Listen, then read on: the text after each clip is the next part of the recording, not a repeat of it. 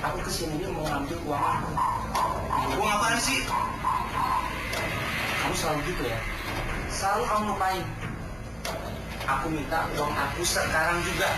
Ya kalau minta sekarang itu gimana ada? Aku juga lagi ngemegang duit. Kamu pikir dong. Kamu selalu gitu ya?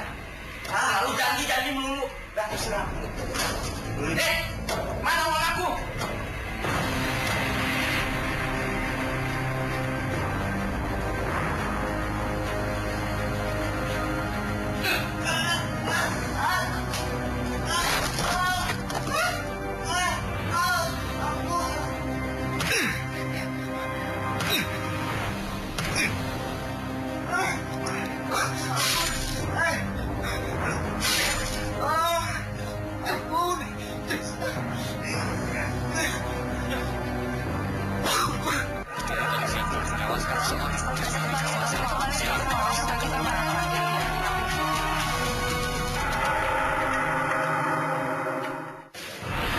Dari sebuah kamar kos terbetik kabar sesosok mayat lelaki ditemukan tergeletak di dalamnya. Peristiwa ini terjadi pada Jumat 23 Oktober lewat jam 9 malam. Lokasi kejadian di Kampung Bulu, Desa Setia Mekar, Kecamatan Tambun Selatan, Kabupaten Bekasi. Peristiwa ini segera menyedot perhatian banyak orang lantaran kawasan pemukiman padat.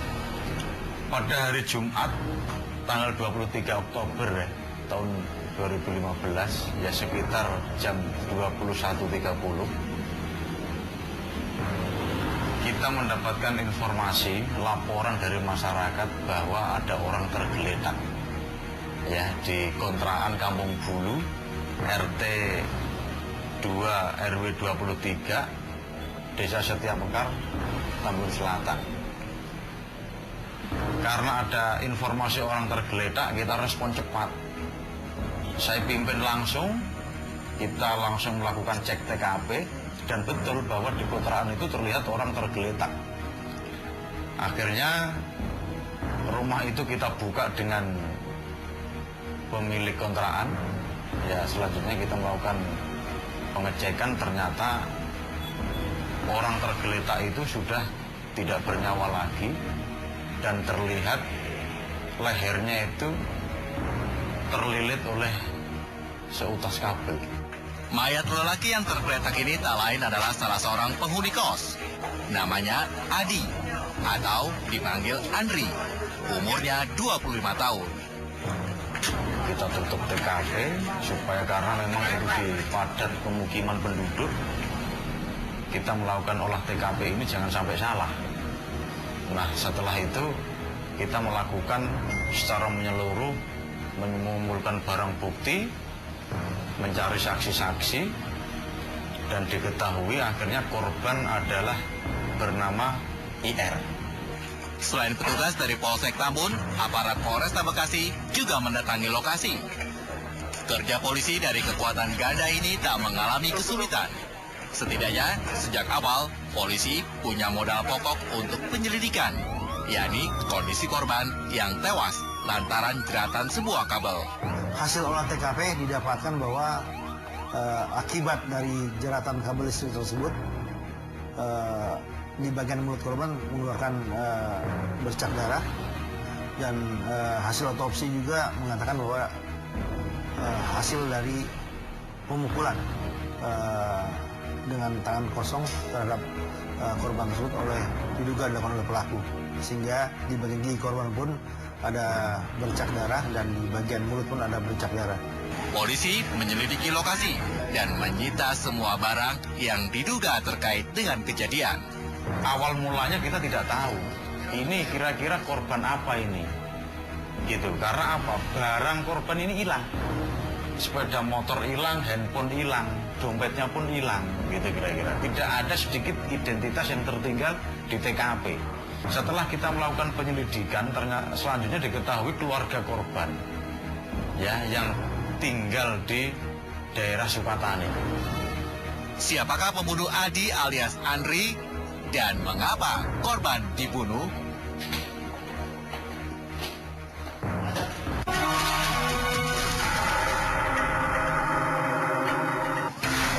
Jumat Jumat malam 23 Oktober 2015 silam, Adi alias Andri, lajang berusia 25 tahun ini tewas di kamar kosnya. Polisi menurunkan kekuatan penuh untuk menyelidiki lokasi demi mengungkap latar belakang kasus ini. Selain tentu saja siapa pelakunya. Nah, akhirnya kita mengetahui nomor handphone segala macam, kita mengetahui teman-temannya, akhirnya kita kumpulkan semua.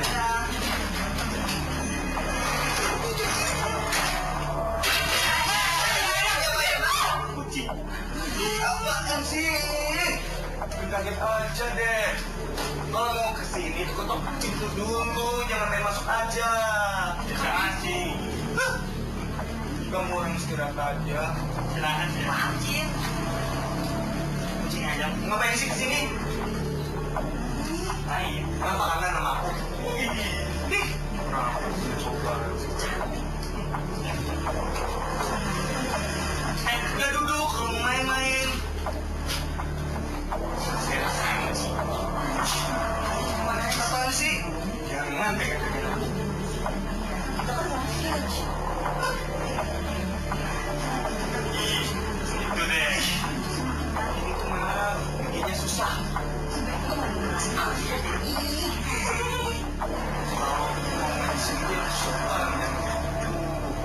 Ini tamu loh, kita kan tuh sopan, Cing. Sopan abang datang langsung nendang-nendang gini. Susah, abang. Kalau ini sembarangan. Sini nggak bawa apa-apa lagi. Sebalik. Tadi juga kita yang tamu disuguhin. Masa kita yang bawa? Bukan. Cing, sini haus nih. Udah ambil aja sendiri di dapur. Sini aja. Susah. Oh.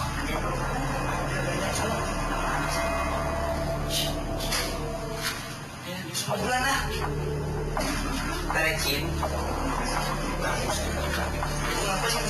sini? Mau pipi. Bikin bersih. Sebanyak-banyaknya saksi kita periksa, kita dengar keterangannya, baik yang ada di TKP, baik yang mengetahuinya pertama kali dan pemilik kontrakan, dan termasuk rekan-rekan kesehariannya kita dengar keterangannya. Setelah kita melakukan proses itu, diketahui kita curigai ada salah satu teman dekat, ya, salah satu teman dekat itu yang berinisial IR ya, IR itu. Tinggalnya IR ini tidak jelas. Nah, tinggal IR ini tidak jelas. Dia adalah orang pendatang dari Lampung.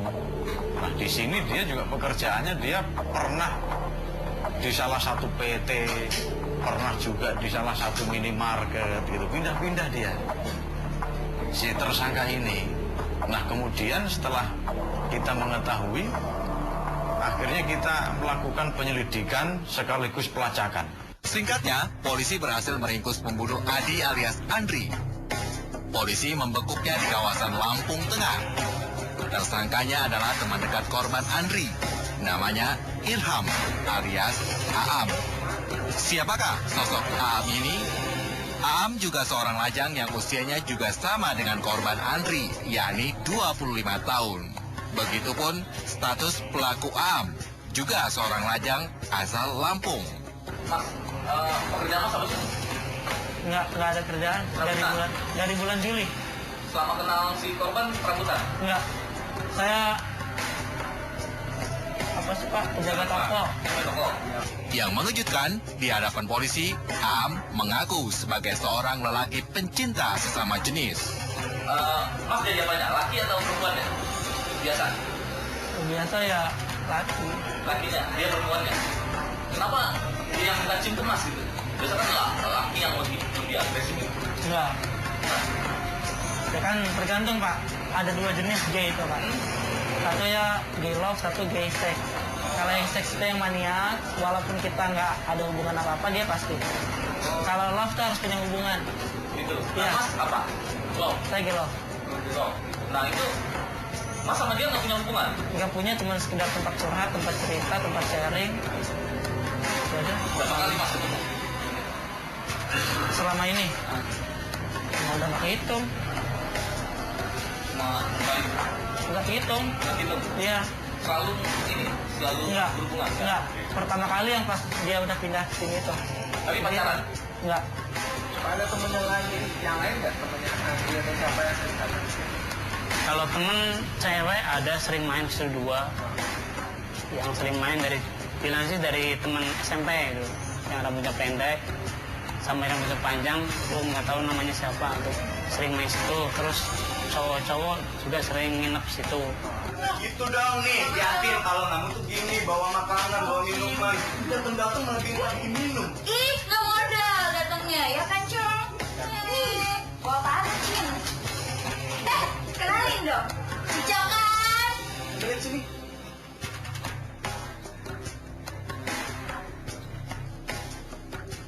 Mukanya lucu. Lihat dong, lihat Mbak Dulu, lihat dulu. Lihat. Ini siapa ganteng banget? Cantik, pokoknya. Enggak ada pacar gue, Ini siapa ganteng? Pelan-pelan dari jati diri tersangka Am ini, latar belakang kasus terbunuhnya Andri mulai terbuka. Polisi mengendus soal hubungan tersangka Am dengan korban Andri. Mendapatkan informasi kita di lapangan dengan interogasi saksi-saksi mempunyai grup tersendiri. Artinya korban dan pelaku ini sudah ada hubungan asmara sejenis, kelompok-kelompok yang memang satu motif, satu kesukaan sama jenis. Di jaringan sosial, Oh, jadi apa tuh? Facebook, Facebook. Bukan ada yang mengenalkan secara langsung. bukan. Dari Facebook, Lewat Facebook. iya. Saya waktu itu nyari kos-kosan di area Kelapa Gading, dia juga nyari kos-kosan di area Kelapa Gading. Sering ketemu, kalau ada acara apa gitu, terutama weekend ya Pak, Sabtu Minggu, sering ketemu. Oh, Sabtu Minggu sini. Iya, sering ketemu di mall-mall dekat tempat kami kerja. Pada saat proses perkenalan hingga saudara dekat dengan korban, pernah nggak korban mengatakan suka kepada Anda? Beberapa kali Pak. Kamu terima? Tapi dia bukan bilang suka sih. Bilangnya gimana? Dia bilangnya, gue takut nih suka ke lu beneran, gitu. Gue takut nih, Gue takut suka ke lu beneran. Suka ke lu beneran. Iya. Emang lu selama ini suka? Nggak tahu, gue kadang-kadang seneng aja kalau ketemu sama lu. Akhirnya dari pengakuan Am, terbongkarlah sebuah hubungan yang tak biasa dari dua lelaki lajang ini. Andri dan Am adalah dua pria gemulai yang punya hubungan cinta. Cinta sesama jenis, Guy. Dan bagaimana kronologi kejadian jelang peristiwa Am menghabisi Andri?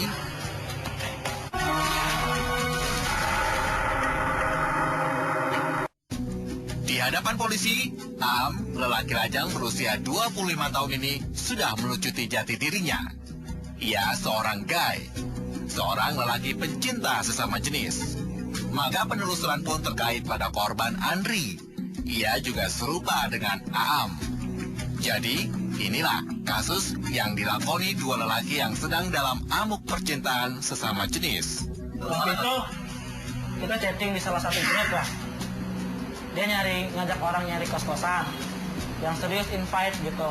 Terus saya invite BBM-nya. Terus sekitar sehari atau 2 hari ya, saya lupa. Sehari kalau nggak salah. Kita ketemuan di pertengahan tempat dia kerja sama saya kerja. Kita ketemuan. Terus dia nunjukin kos-kosannya dia. Terus saya tolak karena kos-kosannya ya agak kumuh gitu, sama airnya air sumur. Hingga suatu sore, Am dan Andri merancang pertemuan. Mereka berjanji di sebuah tempat. Pada tanggal yang sama, sekitar jam 15. Jam 15.00. Iya, jam 3 sore sampai jam 6-an masih komunikasi sama dia. Terus sekitar jam 17.30, almarhum nelpon saya. Gimana? Udah lama nih nungguinnya.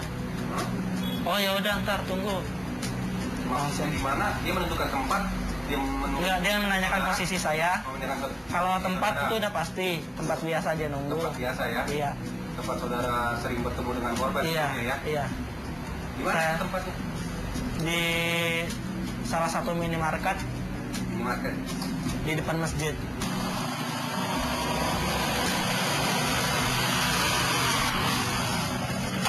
Kamu kalau mau banget sih?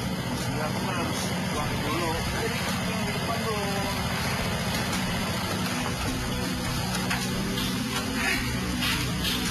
Oke lu. Ya.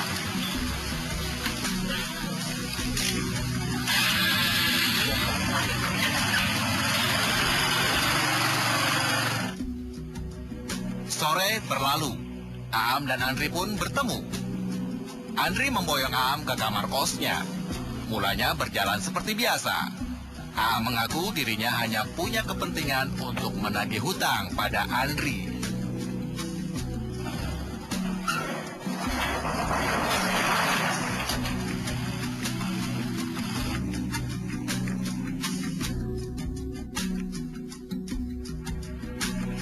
Saya langsung masuk kamar nonton TV.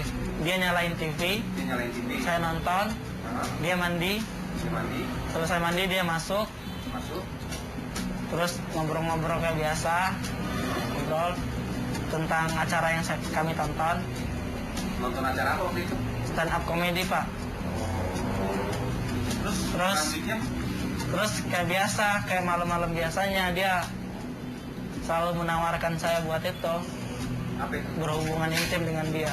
Berhubungan intim. Iya, tapi seperti biasa saya nolak karena alasan saya utama yaitu buat minta uang ke dia.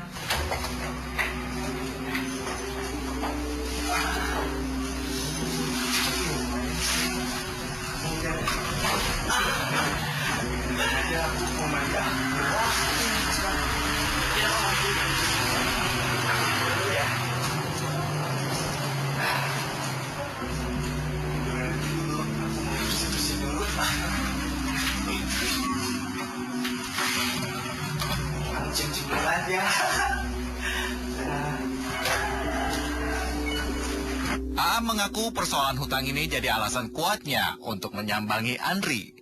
Aam datang bukan untuk berkasih-kasihan dengan Andri. Alasannya sih buat bantu teman Pak, tapi saya nggak tahu siapa. Buat bantu teman. Iya, saya pun nggak curiga teman siapa yang dibantu. Emang dia selama ini baik. Pada saat dia mengutarakan niatnya untuk meminjam uang kepada kamu, seperti apa kata-katanya? Gue butuh uang nih. Lu ada nggak? Gue butuh uang nih. Iya. Lu ada nggak? Berapa? Pertamanya dia mintanya cuma 1 juta. Pertamanya cuma 1 juta. Iya. Nggak ada kalau segitu. Ya udah kayak berapa kayak. Akhirnya saya pinjam ke teman saya 200, saya cukupin 1 juta. Terus akhir bulannya dia minta 300 lagi, saya kasih. Kamu nggak nanya, buat apa tuh uang sebesar itu? Enggak, udah dijelasin dari awal. Buat apa katanya? Buat bantuin teman. Oh, buat bantuin temennya? Iya. Mungkin temennya ada yang kesusahan atau butuh uang gitu ya? Iya, Jadi dia minjem ke kamu, terus mungkin diserahkan oleh dia ke temennya. mungkin. Seperti itu. Saya sih nggak nanya lebih, nggak curiga juga Pak, karena ya emang orangnya kayak gitu selama ini, suka bantu orang.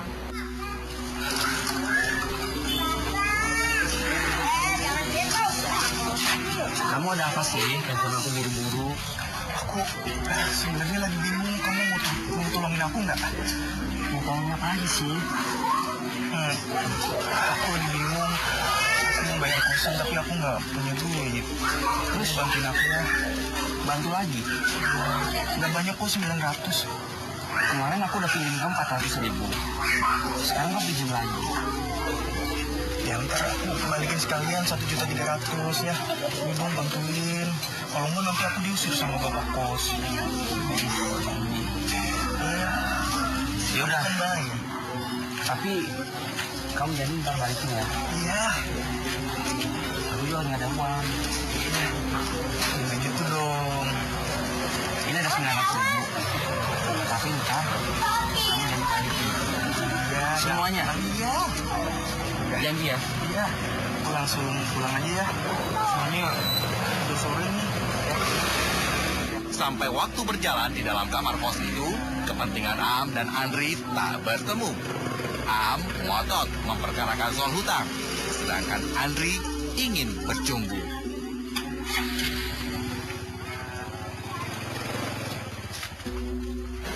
Ya seperti biasa Pak. Gimana sih? Masa cuma cium doang nggak mau? Gitu. Cuma cium doang nggak mau? Itu nggak ada kata-kata banding dengan yang lain? Iya, Terus kalau yang dari BBM segala macem, dia ngomong yang lain, oh ya emang yang lain kalau main sini harus cium ya? Pikir sendirilah, ngomongnya gitu. Gitu. Apa yang membuat kamu marah sekali sehingga melakukan? Dia meremehkan uang itu Pak. Kalau mau diremehin gitu kan, padahal utangnya dari bulan Maret ya Pak. Bulan Maret utang. Iya, dari bulan Maret sampai hari kejadian itu dia kan belum bayar. Sedangkan dia ngeremehin banget, nyampe ngitung-ngitungin semua harta benda yang dia punya. Oh, jadi Dikalkulasiin sama dia semuanya yang dia punya. Lebih dari jumlah utang yang dia punya ke saya gitu. ya. Enak banget nih habis mandi. Kamu udah mandinya? Iya. Boleh cium kamu ya? Apaan sih enggak? Sekali aja. Enggak. Apaan sih kamu? Aku lagi nonton TV, udah nggak usah. Ya udah sambil nonton TV, aku minta cium sekali aja. Nggak mau. Kamu apaan sih? Kamu ini nyebelin deh. Kamu ini apaan sih? Udah aku bilang aku nggak mau. Kamu tuh gimana sih? Wih, dengerin aku. Setiap cowok yang main kesini itu mau aku cium. Kenapa kamu ngomong aku cium? Jadi semua cowok yang main kesini harus kamu cium gitu? Ya iyalah. Kamu pikir aja sendiri. Aku nggak mau. Sekali aja. Aku nggak mau. Aku kesini ini mau ngambil uang aku. Uang apaan sih? Kamu selalu gitu ya? Selalu kamu lupain. Aku mau nagih uangku yang 1.300.000 karena besok aku mau pulang kampung. Tenang aja, tenang. Aku pasti balikin uang kamu yang 1.300.000 itu. Kamu tahu nggak? Aku tuh punya motor, harganya itu lebih dari uang kamu. Kamu tenang aja deh. Kamu tuh selalu janji-janji palsu. Aku minta uang aku sekarang juga. Ya kalau minta sekarang itu gimana ada? Aku juga lagi ngemegang duit. Kamu pikir dong, itu sih terserah kamu. Terserah aku gimana? Orang kita sekarang harus ada. Nggak ada. Kamu selalu gitu ya? Selalu janji-janji mulu. Nggak terserah. Mana uang aku? Hingga pada satu titik, Am benar-benar mendidih. Ia mengaku dikecilkan. Di kamar. Lagi ngapain? Dia baru selesai meluk saya, mau nyium saya nggak bolehin. Terus dia ngambek balik belakang. Ngambek balik ke belakangin kamu? Iya, belakang saya mundur sambil melihat kanan kiri, temu itu, chargeran itu. Charger. Temu chargeran? Saya lilit pakai charger. Pergelutan pertama antara Am dan Andri dimulai dari jeratan kabel charger telepon genggam. Nah, setelah kamu dapat charger, kamu pegang dengan kedua tangan kamu untuk Iya. charger. Nah, terus bagaimana? Apa yang kamu lakukan terhadap korban? Saya lipat dua dulu chargernya, terus Lipat dua langsung, chargernya? iya, Aha. langsung saya tarik ke leher korban. Berarti kamu posisinya ada di belakang korban. Iya, Setelah itu chargeran, kabel kamu letakkan di leher korban. leher korban. Akhirnya kamu Tarik. Apa dia nggak melawan, merontak? Dia meronta melawan, sempat terjadi pertengkaran kecil lah di situ, pertengkaran. Bagaimana pertengkaran kecil? Sedangkan lehernya sudah kamu jerat dengan Maksudnya jarak waktu yang sebentar, Pak. jarak waktu yang sebentar. Pertengkaran jarak waktu sebentar. Dia mencoba keluar kamar, saya kejar. Di samping pintu itu kan ada dispenser. Di belakang dispenser pas itu ada setrikaan. Saya Setrikaan? Iya, saya jerat pakai setrika. Berarti waktu kamu gerak lagi dengan kabel setrikaan, berarti beserta setrikaannya kamu alungkan ke leher dia? Enggak, Jadi kamu setrikaannya, iya, Kamu cabut enggak, dulu kabelnya? setrikaannya ada di tangan saya yang sini. Cuman enggak nyentuh-nyentuh dia sama sekali setrikaan itu. setrikaannya yang kamu pegang, kabel Iya. satu lagi? Kalau satu lagi di tangan kanan, Pak. Jadi gimana kamu cara geraknya? Gini, Pak. Oh begini? Iya. Oh, jadi setrikaannya sudah kamu pegang, namun kabelnya kamu gerakkan lagi ke lehernya. Iya. Selanjutnya, bagaimana pergelutan Am dan Andri di kamar kos? Ampun.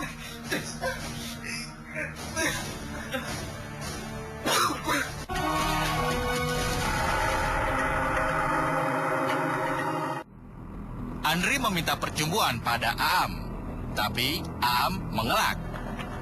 Aam balik menagih hutang pada Andri. Yang terjadi berikutnya, giliran Andri meremehkan soal hutang Aam sebesar 1,3 juta rupiah. Tak hanya itu, Andri juga membandingkan Aam dengan kawan gayanya yang lain. Disitulah Aam menyala. Ia marah. Terus saya tarik biar dia nggak kabur, dia jatuh.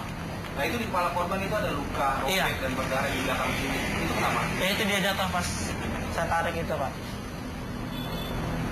Nah, terus setelah korban kamu tarik dengan kabel tadi, sehingga kepalanya terbentur lantai, Iya. kan? Terus apa lagi yang kamu lakukan? Dia ngejerit, Masih sempat ngejerit? ya masih sempat ngejerit, terus nangis, terus minta maaf, ampun, Minta maaf. saya. Kamu minta maaf atau dia? Enggak, dia yang minta maaf ke saya. Minta maaf kan? Iya. Kondisinya masih stabil. Masih stabil, Pak, cuman hidung sama mulutnya emang udah berdarah. Hidung sama mulutnya sudah berdarah. Iya.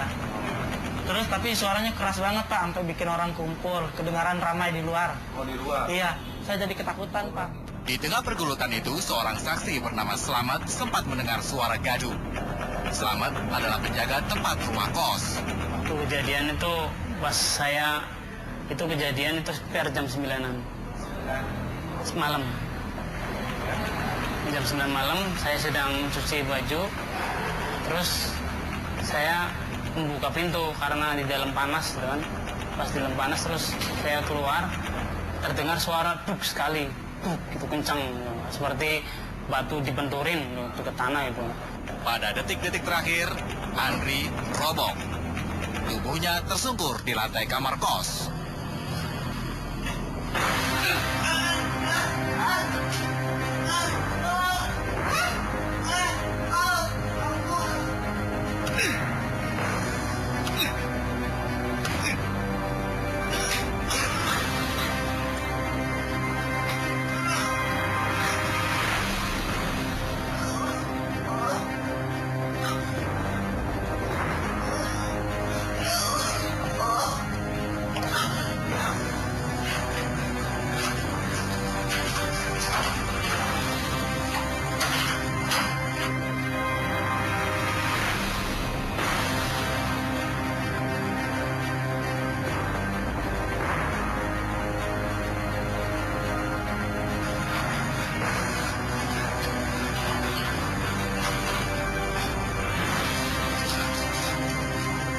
Nah, setelah kamu ambil itu kabel yang dari televisi, kamu lilit lagi di lehernya. Iya.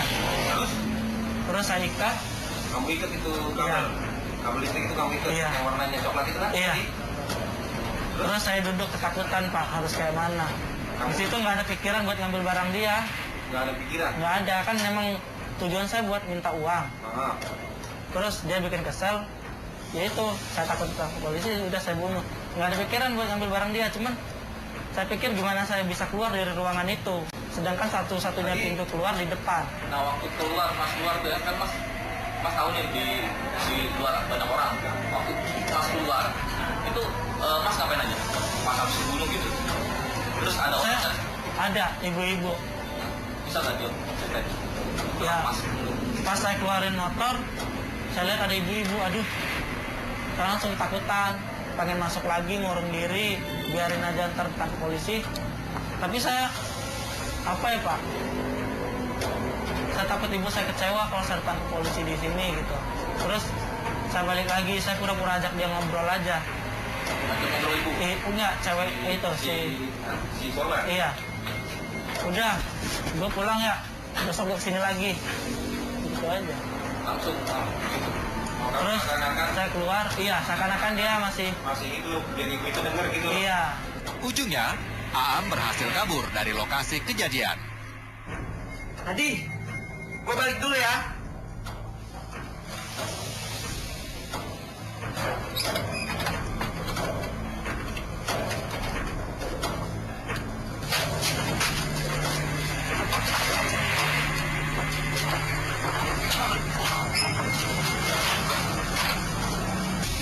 Pas saya dengar, saya turun, saya buka, tetangga itu nggak ikut masuk ke garasi. Soalnya kalau mau ke tempat kejadian, korbannya itu lewatin 2 pintu. Yaitu pertama pintu garasi, kedua pintu ruang tamu atau ruang utama. Tapi pintu garasi itu masih terbuka, pintu tamu udah tertutup. Terus lampu udah dipadamkan, udah dimatiin, posisi terkunci. Terus pas saya lihat, loh, kenapa korban si Andri itu tertidur di situ? Sekejap saja, tewasnya Andri membuat ramai. Iya sih mas, tiduran. Tapi kenapa ada kabel di lehernya mas? Mana sih? Mas, boleh tuh bu, mana? Mas, mendingan buka deh pintunya mas. Itu mau aku jemput dah. Bawa mas, cepetan mas, buka mas pintunya mas.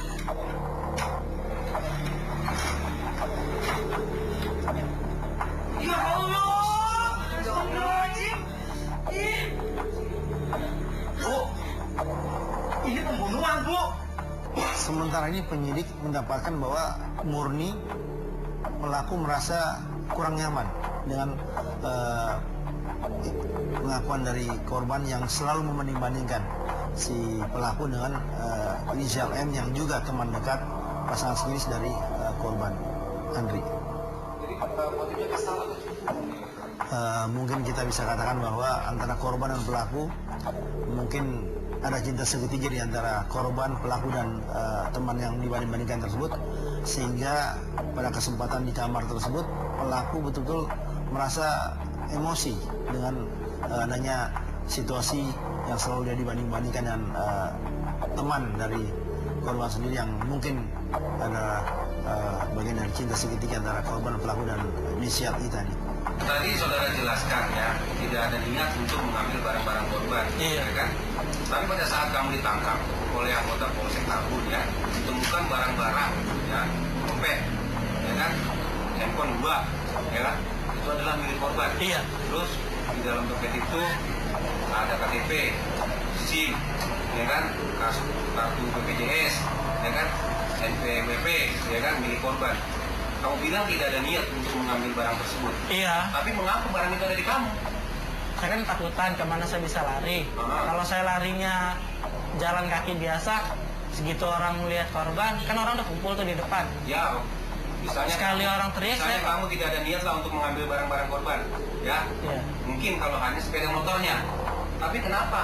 Handphonenya, Itu ada di jok motor, Pak. dompetnya, Yang dompet panjang itu ada di jok motor. ada di jok motor. Iya. Mengenai handphone, ya kan? 2 milik korban. Yang satu Mito, yang satu Lenovo ya. Iya. Lenovo ya. Nah, kalau misalnya kamu tidak ada niat untuk memiliki barang-barang ini, ya kan? Kenapa dua-duanya mesti diambil? Saya takut, Pak, BBM-nya dibaca. Kamu takut BBM dibaca. Iya. BBM itu dibaca. Nah, Terus setelah panggilan kamu berhasil- terakhir. Setelah kamu berhasil membunuh korban, berhasil mengambil barang-barang korban, motor, handphone, dan dompet berikut isi-isinya itu, kamu kabur kemana? Ke Cilengsi, Pak. Cilengsi. Tapi masih muter-muter daerah situ, Pak, karena nggak tahu jalan. Kamu masih muter-muter. Putar. Saya keluar daerah, sampai stasiun Kota Bekasi itu sekitar jam 12 malam. Baru sampai stasiun Kota Bekasi. Kamu belum sampai ke Jakarta malam itu? Belum, karena masih linglung. Iya, masih nggak tahu jalan. Masih nggak tahu jalan. Jam 12 malam masih di stasiun Kota Bekasi, terus lihat-lihat plang, ikutin. Nyampe Cilengsi itu jam 1:30 malam, Pak. Terus, kenapa motor itu kamu jual? Karena buat nutupin utang dia itu, Pak, terus pulang kampung buat Oh, jadi uangnya dia buat kabur. Kita kejar ke luar kota. Ya awal mulanya kita di daerah Bogor ya, Gunung Putri. Setelah itu sampai ke Jakarta Utara. Nah akhirnya diketahui si pelaku ini ternyata dia melarikan diri ke daerah Lampung. Gitu. Nah tim gabungan ini yang sudah dibentuk oleh Pak Kapolres dari Satreskrim Polresta Bekasi dengan Polsek Tambun langsung bergerak cepat. Pasal yang dikenakan pada pelaku ini adalah pasal 338 KUHP, subsidiar 365 KUHP dengan ancaman hukuman 15 tahun penjara.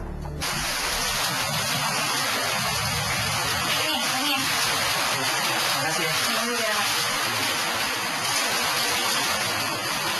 Kamu sama